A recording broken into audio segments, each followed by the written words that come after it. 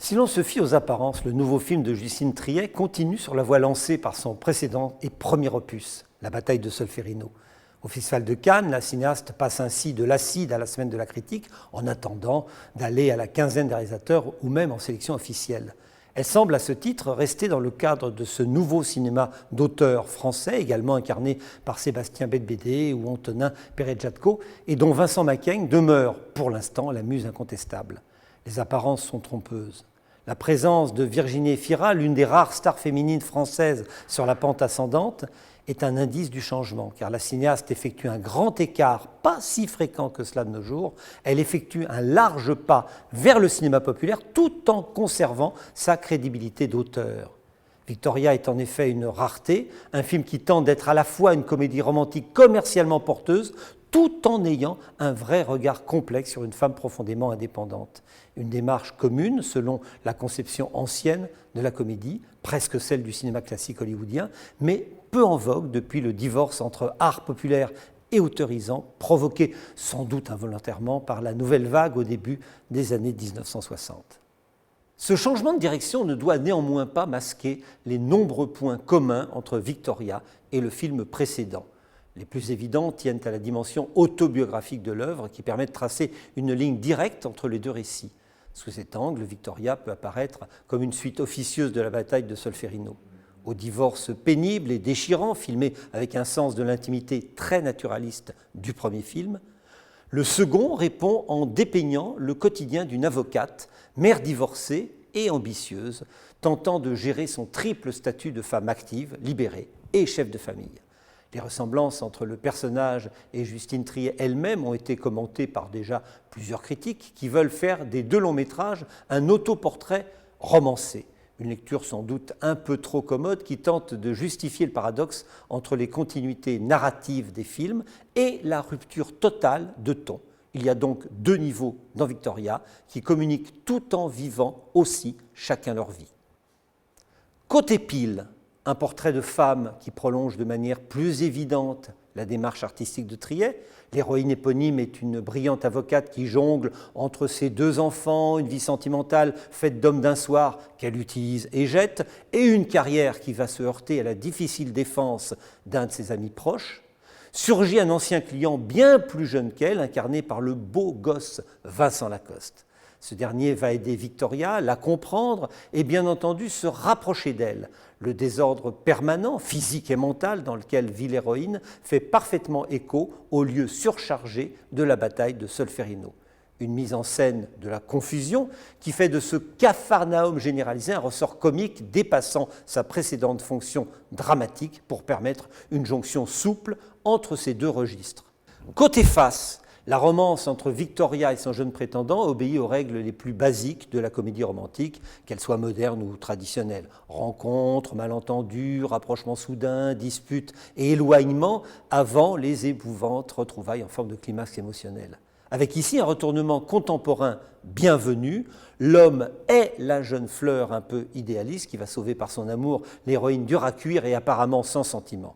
Un schéma en fait pas si éloigné de celui de 20 ans d'écart où Virginie Efira donnait la réplique à Pierre Ninet. Une façon pour Triet de montrer que, à l'instar d'un cinéaste de l'ère classique, elle respecte le cadre de sa star et les particularités des rôles qui l'ont fait aimer du public.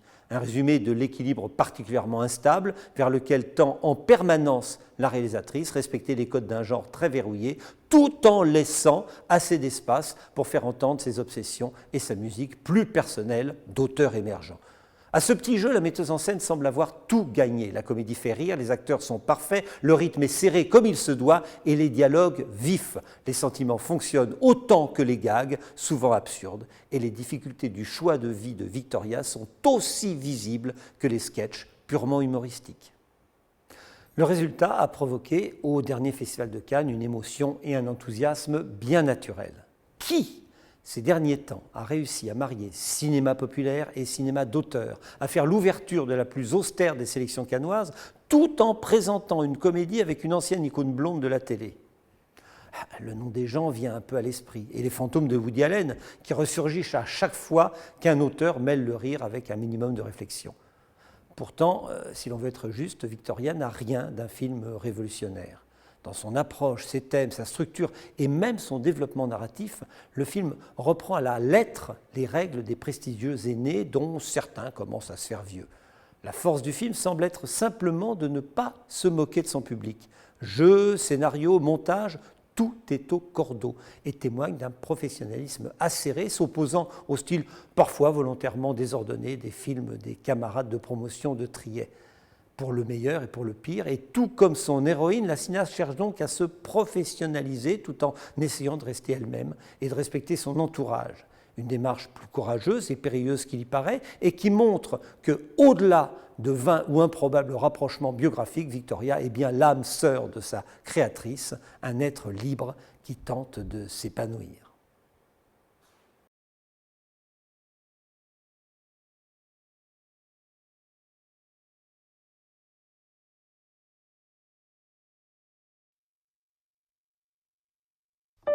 Je me sens pas très concernée par le sexe en ce moment. Tu veux pas venir t'allonger plutôt?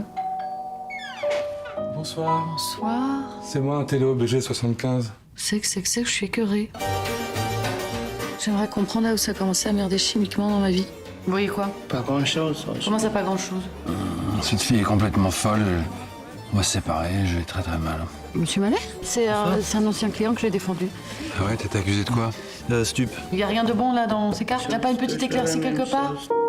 Elle dit que t'as attrapé un couteau à dessert et que tu lui as planté un coup dans le ventre à ce Mais moment-là. non, elle s'est fait ça toute seule quand je suis revenu dans la salle des fêtes. C'est une malade. Elle, de son côté, dit que vous lui avez arraché sa culotte violemment. Non, et de toute façon, même si j'avais voulu, j'aurais pas pu parce qu'elle ne portait pas de culotte. Je dînais à la sortie de l'école. Ben, je plaisante. Non mais je te dis que je cherche un babysitter, moi. Ouais, ton jeune homme au père. Là, t'as plus d'appart? Ok, tu sors ce soir?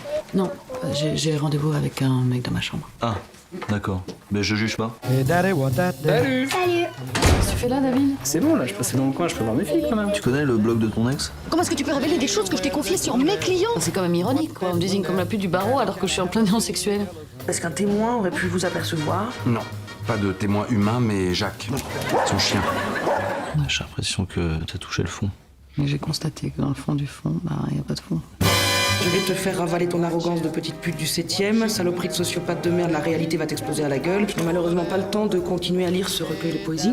J'en suis plus dans vos délires pervers, je suis épuisée. Voilà, respire.